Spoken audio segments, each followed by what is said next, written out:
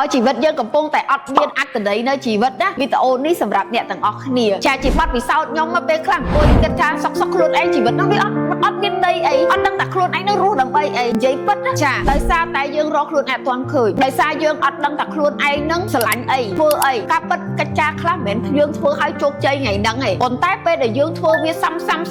គឺយើងចាប់ផ្ដើមស្រឡាញ់វាយើងចាប់ផ្ដើមមើលឃើញប្រឡូកគោលដៅប្រឡូកនៃក្តីសម័យទៅថ្ងៃអនាគតថាប្រឡូកគោលដៅនៃក្តីសម័យនឹងអនាគតនឹងហើយគឺជាអត្ថន័យឲ្យយើងដឹងថាបុព្វហេតុយើងនឹងគឺរស់ដើម្បីអីយើងខំដើម្បីអីខំទាំងយប់ទាំងថ្ងៃនឹងខំក៏ព្រោះអីចាអញ្ចឹងបើសិនណាគេដែលកំពុងតែជីវិតអត់មានអត្ថន័យខ្ញុំលើកទឹកចិត្តឲ្យអ្នកទាំងអស់គ្នារកខ្លួនឯងឲ្យឃើញរកឲ្យឃើញថាយើងស្រឡាញ់អីយើងចង់ធ្វើអីហើយប្រឡូកនៃក្តីសម័យយើងនឹងរូបភាពទៅថ្ងៃអនាគតយើងនឹងបែបណាបើសិនជាយើងរកឃើញជីវិតនឹងមានន័យហ្មងយើងអត់ខ្វល់ថាជីវិតឥឡូវហ្នឹងស្ថិតនៅក្នុងស្ថានភាពបែបណាឯងប៉ុន្តែយើងក៏រីករាយនឹងខំប្រឹងប្រែងដើម្បីទៅរកលទ្ធផលនៅថ្ងៃអនាគត